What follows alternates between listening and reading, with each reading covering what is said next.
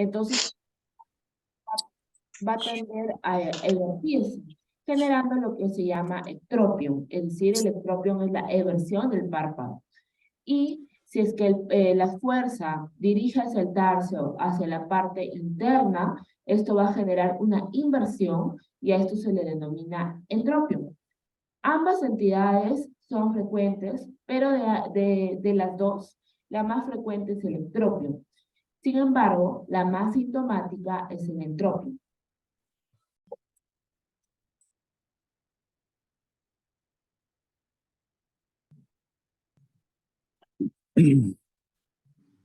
Entonces, vamos a empezar hablando de entropio.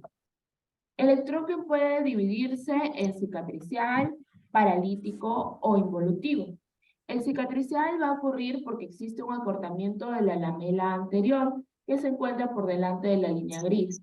Y esto puede ser secundario a un trauma o una cicatrización de la piel, ya sea, por ejemplo, por un proceso infeccioso o por alguna cirugía también, o algún accidente, ¿no? El paralítico secundario de soporte articular del párpado inferior, secundario, por ejemplo, a una parálisis facial, y el involutivo que se da con el paso de los años, producto de la latitud que ocurre a nivel horizontal, a nivel de los párpados, que voy a explicar en un momento. Existen otros tipos, como el congénito, que es muy poco frecuente. Aquí presento una foto de un caso de un recién nacido que fue visto en esta institución, donde tenía un ectropio de los 4 párpados, un caso muy infrecuente. Si ya de por sí el ectropio congénito es infrecuente, que se presenta en los 4 párpados, pues es rarísimo, ¿no? Tenemos otras causas, como el ectropio mecánico, el que ocurre asociado a la presencia de tumores palpebrales, que por fuerza, ¿no? Por gravedad, llegan hacia el párpado, hacia afuera. Y tenemos el Trophy Eyelight Síndrome, el cual se produce en el párpado superior al dormir, ¿no?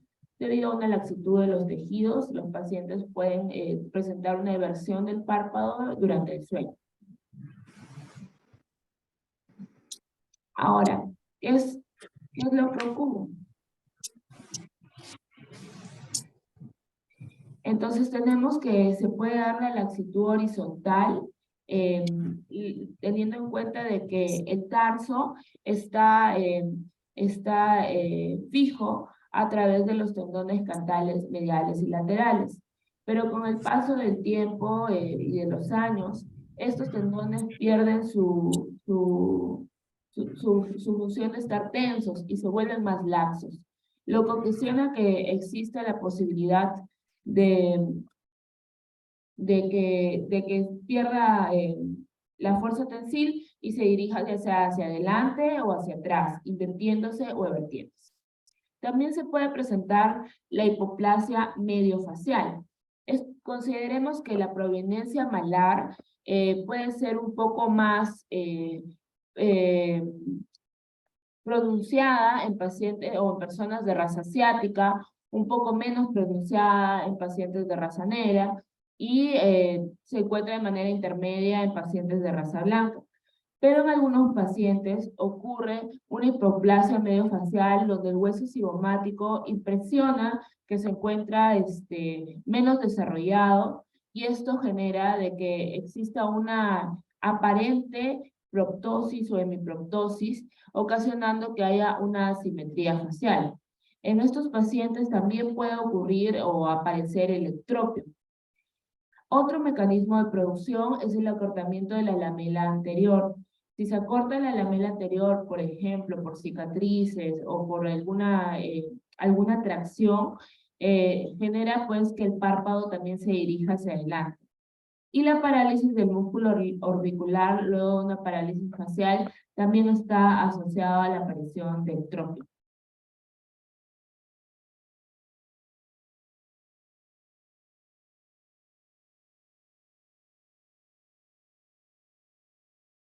Ahora, en cuanto a los factores etiológicos, ¿por qué se podría acortar la lamela anterior? Se podría cortar por algún trauma, por enfermedades cicatriciales de la piel, por ejemplo, la piel o el dermatoide. También por la ictiosis, por el daño actínico, por el paso del tiempo y exposición solar, o por la exéresis de tumores que han dejado alguna cicatriz a nivel del párpado. Se tiene que investigar también por la historia de parálisis facial. Debemos buscar alguna asimetría manifiesta y si es que esta no existe, preguntarle al paciente, ya que algunos pacientes han podido recuperar la movilidad facial, eh, resolviendo esta asimetría, ¿no? Es por eso que es importante preguntar para definir la etiología del ectropio y de esta manera decidir el tipo de tratamiento a elegir. Entonces, el cuadro clínico con el que llegan estos pacientes, estos generalmente mencionan que el borde palpebral se encuentra rojo y eso es lo que más les molesta. Puede haber irritación, el ojo se puede poner rojo, puede haber lagrimeo, y al encontrarse la conjuntiva expuesta, esto se puede volver seca, eritematosa, puede haber ligeras secreciones e incluso puede haber queratinización de la conjuntiva, dado a la exposición prolongada al medio externo. A veces estos pacientes lo pasan por alto de manera inicial y no son los primeros en acudir. Como les mencioné, lo más sintomático es el entropium. El entropium a veces podría pasar un poco por alto. Y bueno, el punto lagrimal se encuentra exteriorizado, como podemos ver en la imagen. Esta es una fotografía clínica a color de cortesía del doctor Muro del Servicio de Oculoplástica de nuestra institución. El punto lagrimal se encuentra exteriorizado. Entonces, cuando tenemos un paciente así, se tiene que valorar diferentes parámetros para determinar qué tipo de cirugía se le va a realizar. Es por eso que se tiene que evaluar la elasticidad de los tejidos, ¿no? Si el tejido se prolonga mucho de la superficie ocular, como podemos ver en ambas imágenes. Y estos son dos test importantes también que tenemos que evaluar, que van a evaluar la laxitud horizontal que ocurre en el ectropio involutivo, como es el test de distracción del párpado, donde se jala el párpado inferior hacia abajo, como podemos ver en la imagen, y con una reglita vemos si es que el párpado baja más de 6 milímetros, sería un test de distracción positivo, es decir que hay mucha laxitud horizontal. Y el test de snapback es el cual dirige el párpado hacia el reborde orbitario y esperamos que regrese solo. Normalmente es que regrese solo sin necesidad de alguna maniobra adicional por parte del paciente, pero en aquel paciente con ectropio generalmente tiende a parpadear varias veces hasta que el párpado vuelva a su posición normal. Y el número de parpadeos que el paciente necesite generalmente va a estar relacionado con la gravedad del ectropio.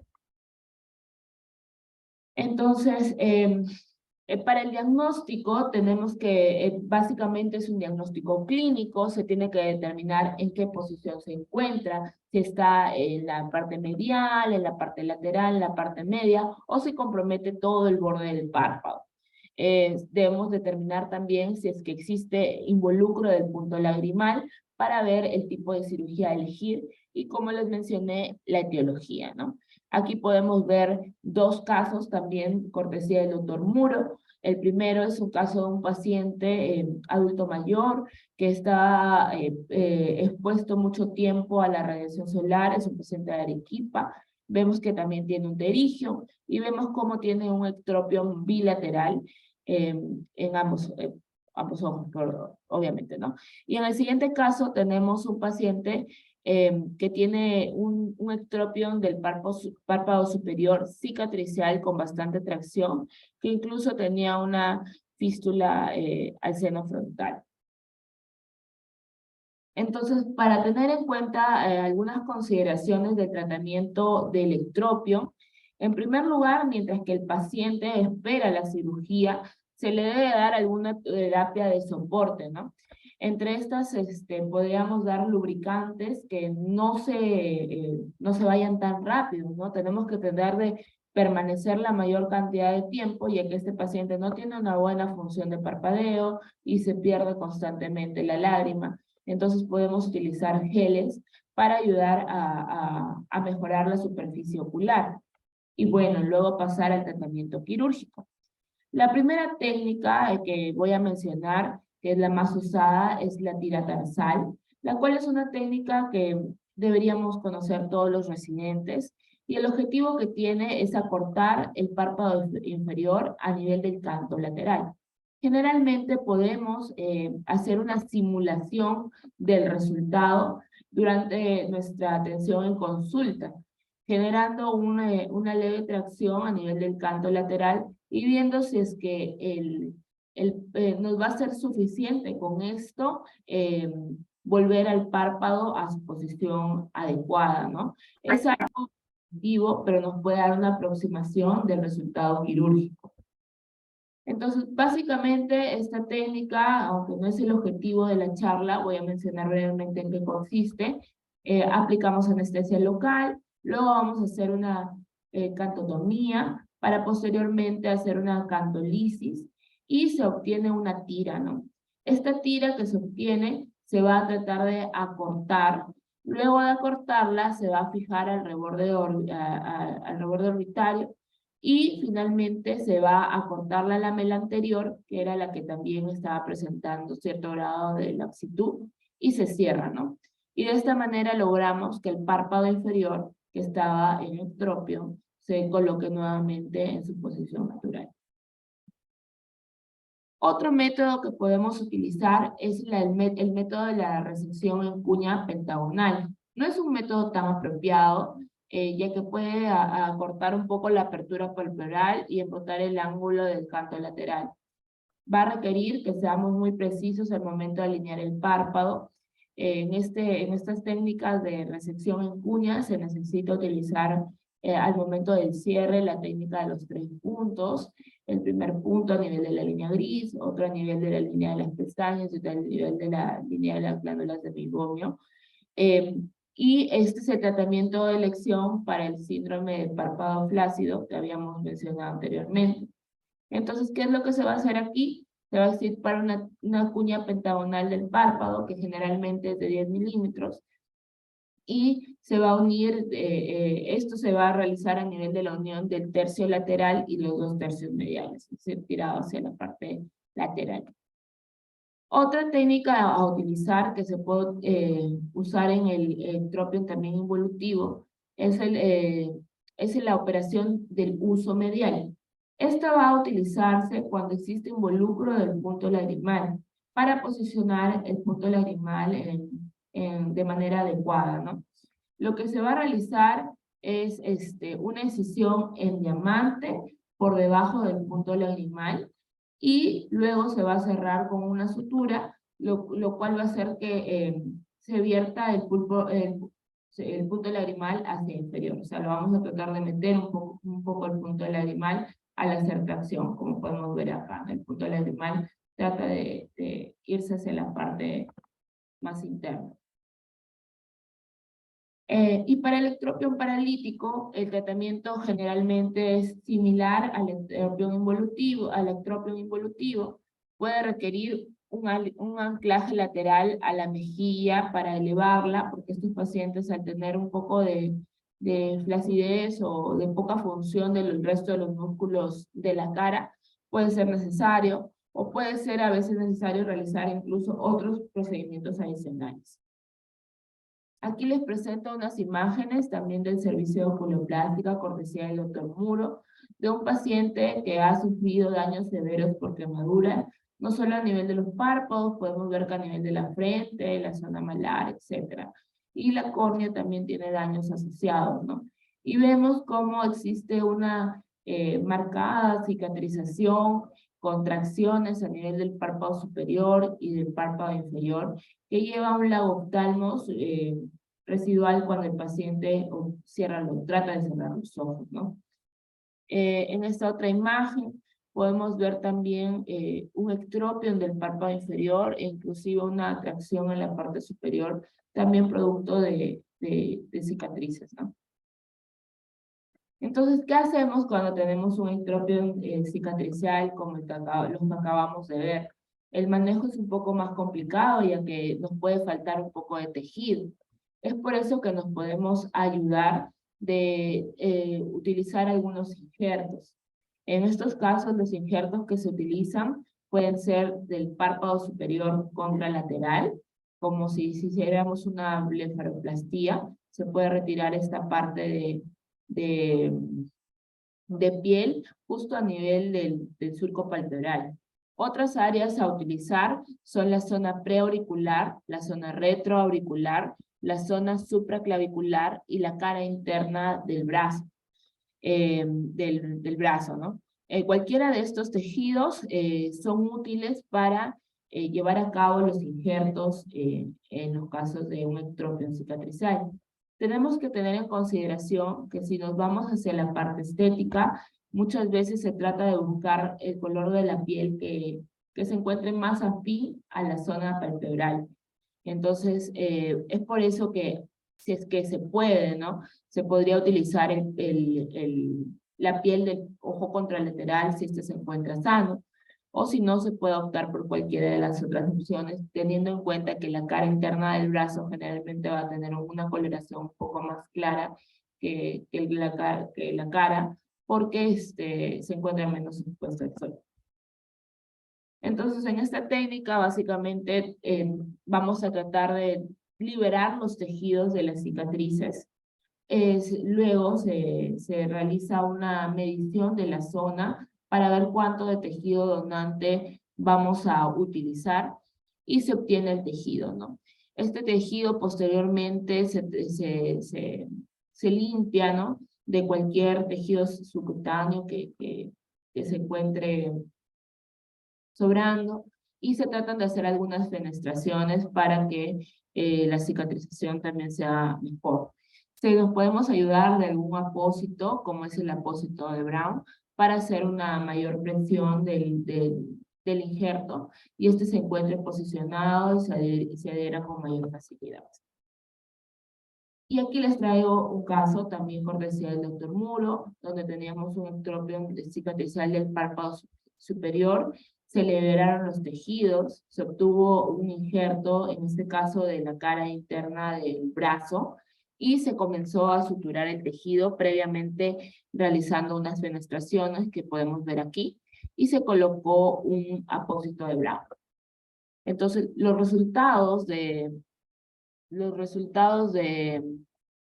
esta cirugía las podemos ver en esta imagen, donde en el párpado superior vemos que aquí ha quedado la cicatriz, pero ha quedado bastante bien. El paciente ahora logra cerrar los párpados de manera adecuada y ya no se ve un ectropio, ¿no?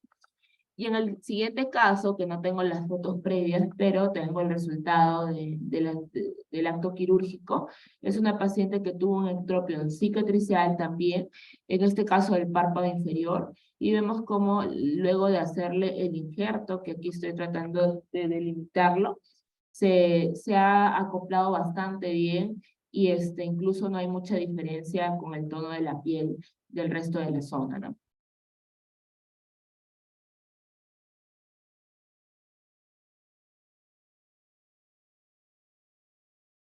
Entonces, pasando a hablar del entropio, se corre una diapositiva, vamos a ver de que para que se mantenga la anatomía normal, el párpado debe estar estable, como les mencioné, teniendo en cuenta que el tarso es su esqueleto, debe estar tenso, sin laxitud horizontal. Y aquí también entran a tallar los retractores del párpado inferior, los cuales como función van a ayudar a que el párpado inferior se dirija hacia abajo, para que de esta manera cuando el paciente mire hacia abajo, no se bloquee la pupila y disminuya su campo visual. Y esto es ya que todo funciona como una unidad, y se mueve en bloque, ¿no? Y existe una conexión entre la fascia cápsulo-palpebral y el músculo recto inferior. Todo esto va a ayudar a que el párpado inferior se mantenga en una posición normal. Entonces,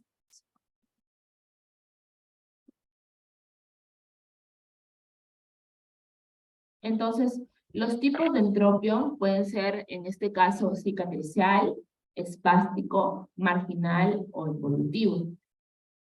Cicatricial, como su nombre lo dice, aparece luego de algún proceso que ha generado una cicatriz.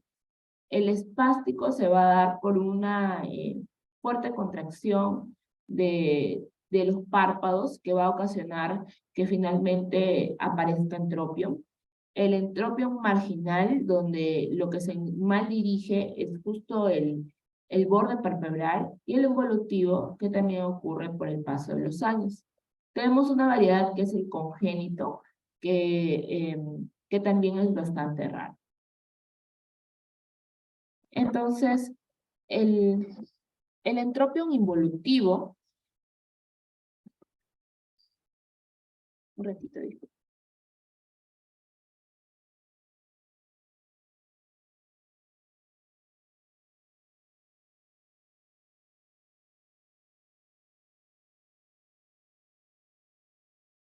El entropión involutivo generalmente se va a dar en el párpado inferior y va a ocurrir por factores anatómicos.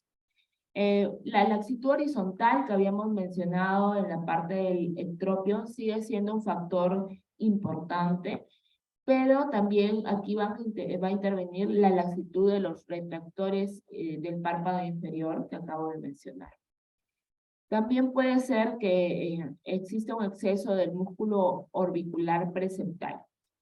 Todo esto va a ocasionar de que la apertura palpebral comience a notarse en un aspecto como si fuera un poco más pequeño. Incluso se había planteado de que el enoftalmos era un factor de riesgo para el desarrollo de entropio. Sin embargo, con el tiempo se ha visto de que no es un factor de riesgo, sino que el entropio da una apariencia de una disminución de la apertura palpebral. El entropio espástico, por su parte, se da porque los pacientes generalmente tienen una posición cerrada o protegida. Sí.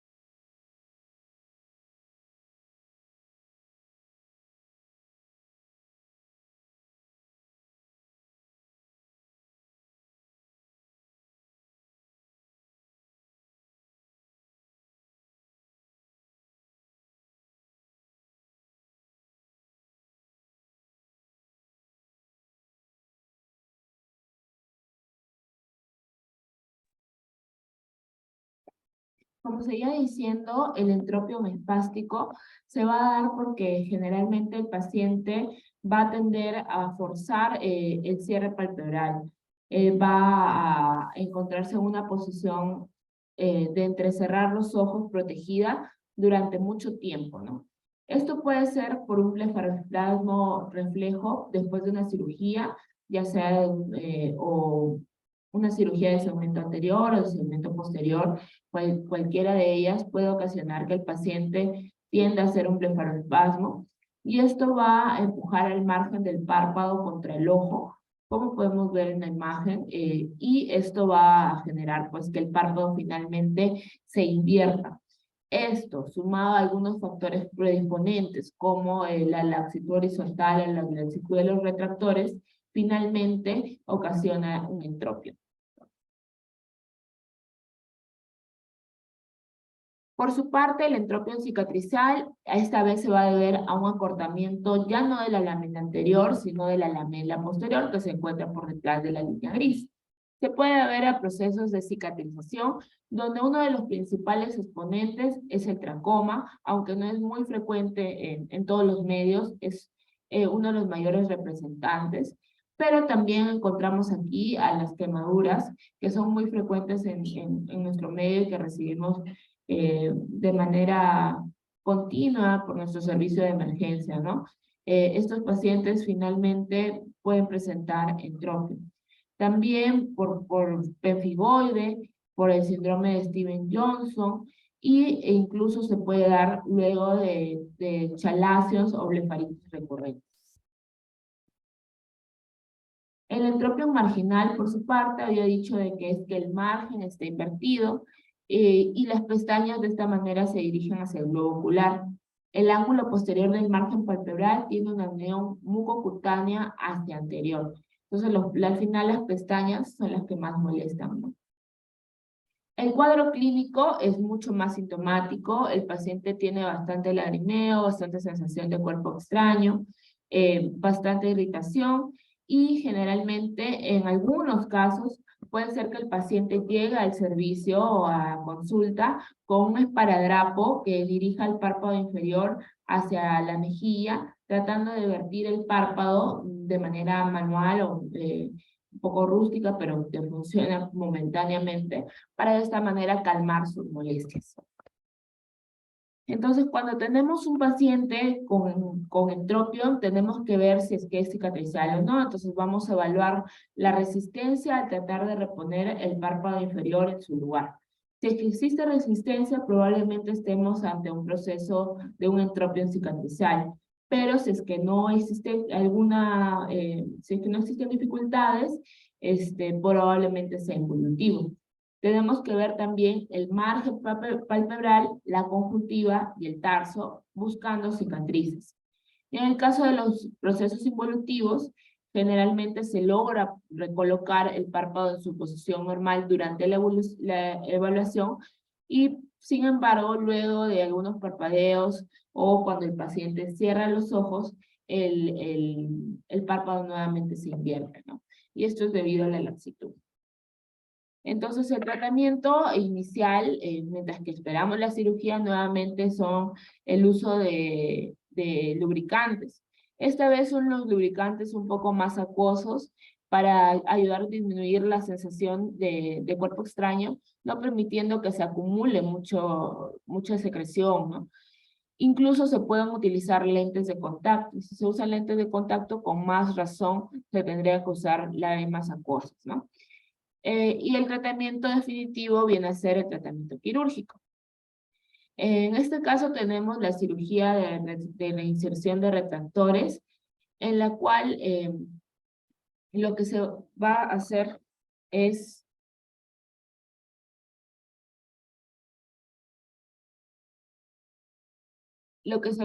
tratar de reforzar a los músculos retractores del párpado inferior, dirigiéndolo hacia abajo, ¿no? Nuevamente hacemos colocación de anestesia, se hace una incisión a nivel del párpado inferior, se puede colocar un punto de tracción, se disecan los planos y se trata de generar una tracción a nivel de los retractores. Y en el caso del tratamiento del entropión espástico, actualmente una de las primeras medidas que se puede emplear es utilizar la toxina botulínica, pero si esta no ayuda a mejorar el cuadro clínico, se puede utilizar la técnica de suturas Wickert, la cual consiste en apretar mecánicamente los retractores del párpado inferior sin ninguna incisión a nivel de la piel. Es un proceso que se puede utilizar idealmente para poco tiempo en pacientes que están desarrollando un cuadro agudo de espasticidad palpebral, pero también en algunos casos se ha utilizado para entropios involutivos a largo plazo, ¿no? Lo que se hace es aplicar anestesia, se utiliza una sutura de doble brazo de espesor completo que entra a nivel de la conjuntiva bajo el fornix y sale hacia la superficie anterior del párpado, justo debajo de las pestañas a nivel medial. Las suturas se atan y se trata de inicialmente generar una ligera sobrecorrección. Y esas suturas no se retiran, se disuelven a los 7 o 10 días y va a crear una barrera para el músculo orbicular superior. Aquí tenemos una imagen donde vemos cómo la sutura ha entrado hasta el fornix y ha salido hacia la parte anterior de la piel por debajo de las pestañas. Y podemos ver aquí el resultado donde no se han hecho incisiones, sino que solo quedan las huellas de las ataduras de la sutura.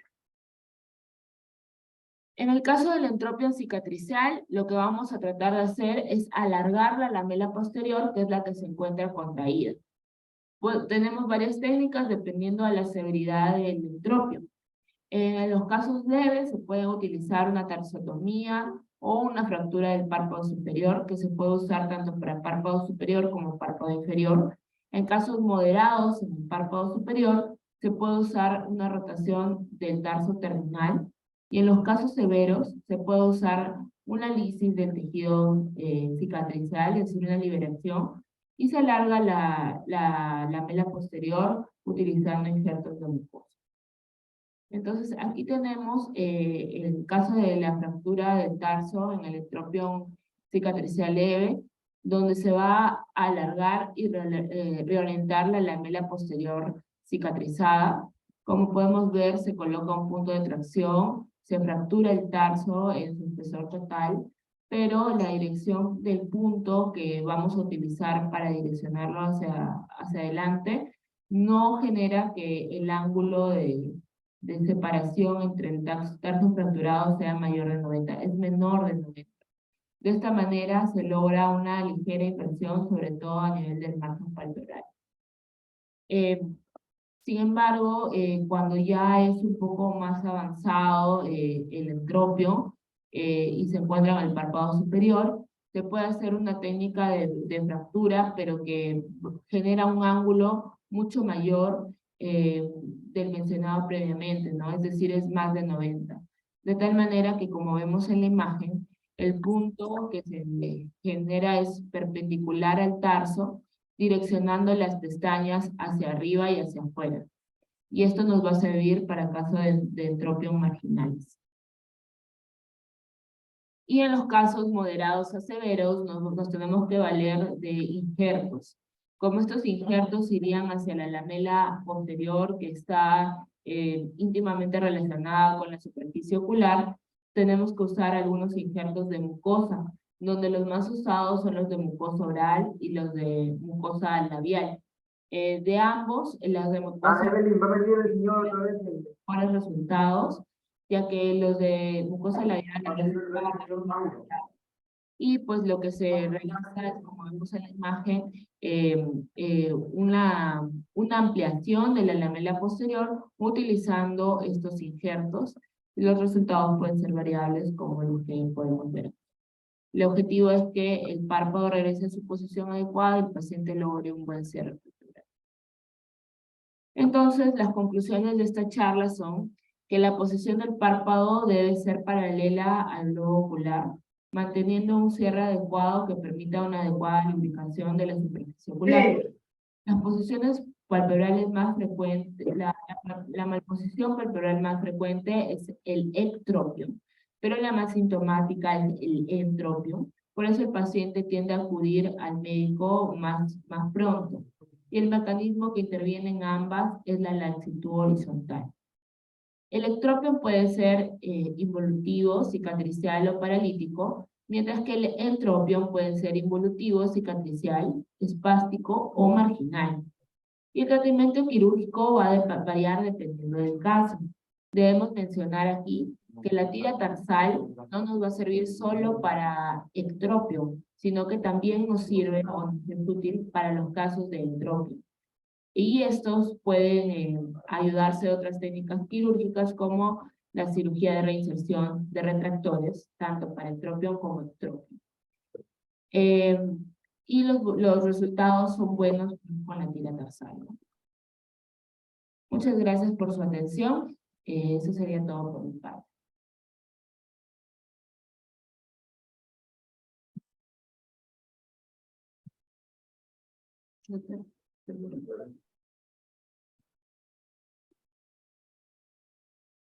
Sí, muchas gracias, Claudia. No sé si por ahí tienen algunas preguntas dentro del auditorio o a través del Zoom, si has captado ahí alguna pregunta, Carlos. ¿Algún comentario, alguien que quiera adicionar algo?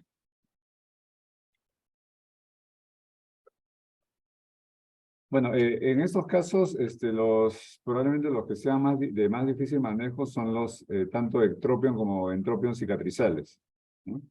Porque no basta con muchas veces con corregir solamente la posición, mejorando los vectores de fuerza, sino que hay que echar mano de, mencionó Claudia, No sé. de entre ellas colocar, ¿escucha algo? Creo que alguien está con su audio.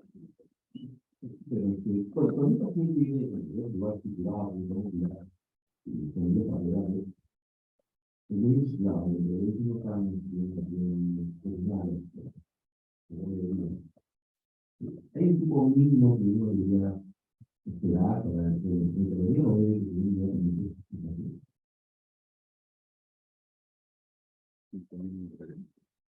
Que viene un paciente saturado de otro lado y que no está saturado para reintervenir. Ok, a ver, no sé si tú tienes algo para responder ahí. No. Mira, porque se puede. Bueno, sí, si el trauma ha sido inmediato, o sea, tiene menos de 5 días, digamos, que es el tiempo. Lo que pasa es que la cicatrización tiene etapas, ¿no? Entonces, si es menos de 5 días, o diría hasta menos, 72 horas, uno puede liberar las suturas y volver a orientar, ¿no?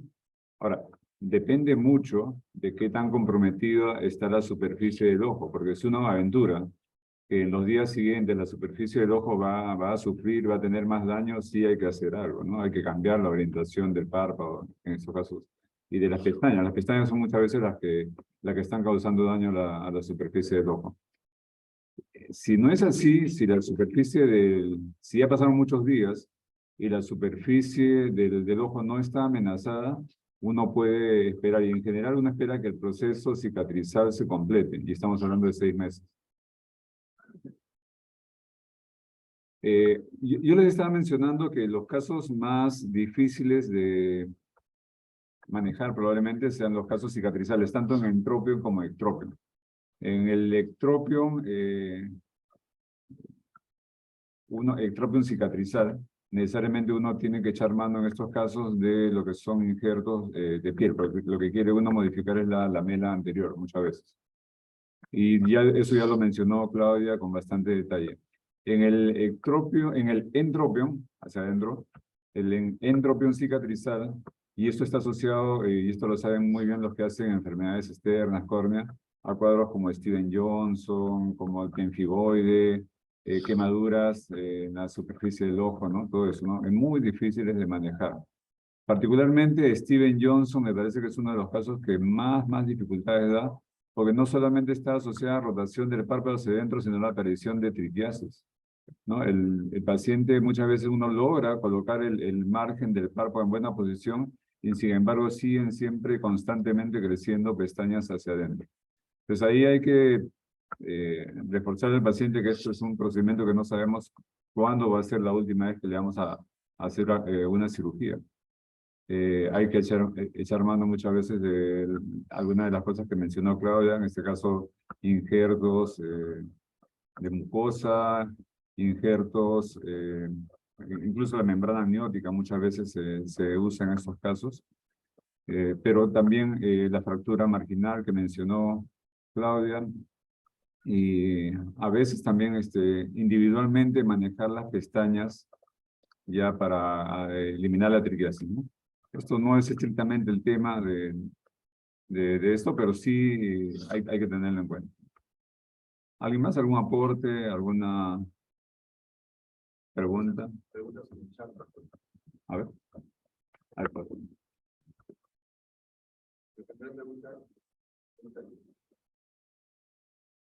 Sí, Carlito, sí. Buenos días. En caso de parálisis facial, ¿cuánto tiempo esperan para poder realizar una intervención quirúrgica? Creo que el paso más rápido se ha respondido. ¿Quieres poner? Sí, ¿no? Sí, como venía comentando el doctor Muro, el tiempo que se puede esperar es de 6 meses a 1 año, dependiendo de cómo está comprometida la superficie ocular, ¿no? Sí, ahí también hay un dato interesante, porque hay que tener en cuenta ahí si la parálisis facial, si es la más común, que es la parálisis de Bell, y uno espera que pueda haber cierta recuperación, uno tiene que estar siguiendo al paciente y ver igual que la superficie ocular no se comprometa. Pero si son casos en los cuales ha habido, por ejemplo, algún procedimiento quirúrgico previo que haya comprometido directamente el nervio facial, en esos casos no se espera recuperación, entonces hay que actuar en forma más decidida, hacer una cirugía mucho más rápida, porque no vamos a obtener recuperación en estos casos, ni con terapias, ni masaje, ni ningún otro procedimiento. Entonces, eso sí hay que tenerlo claro. Entonces, ahí sí tenemos que hacer procedimientos, y lo que se usa en estos casos para ayudar bastante al paciente es la tira dorsal lateral, pero en forma bien exagerada. O sea, uno tiene que hacer una tira tirando el párpado mucho más hacia arriba, bien pegado al borde, y muchas veces hacia la cara interna del margen palpebral. Y no hay que perder de vista que en algunos casos podríamos necesitar hacer tarsorrafia. El tiempo, entonces, en definitiva, cuando vemos que es una lesión que no se va a recuperar, que si hay un trauma directo al nervio facial, producto de una cirugía o un trauma en esa zona, entonces no puede esperar, eso es de inmediato. Los otros casos sí podemos estar observando un poco cómo va la evolución.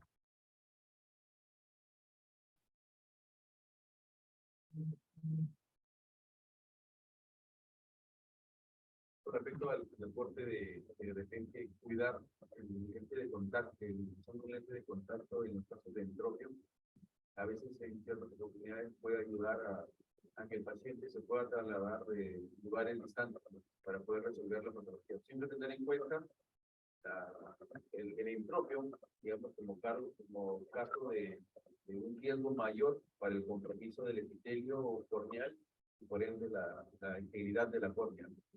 Sí, es muy útil lo que mencionas, y una de las cosas que no se mencionó durante la charla y que muchas veces la usamos en la consulta es recomendar al paciente en casos de entropio, ¿no? Seniles, estos que fácilmente uno rota el párpado, le demuestra al paciente que solamente jalando con el dedo el párpado rota hacia afuera, es colocarles un esparadrapo.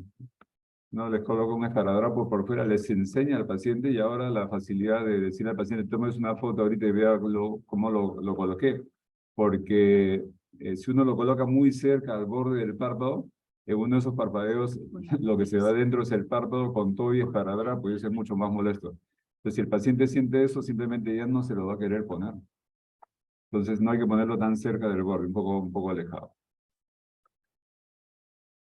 Parece que con eso tenemos todo resuelto. Bueno, siempre esta es una motivación para que todos leamos sobre el tema, y muchas gracias, Claudia, por la exposición. Muchas gracias a todos por la atención.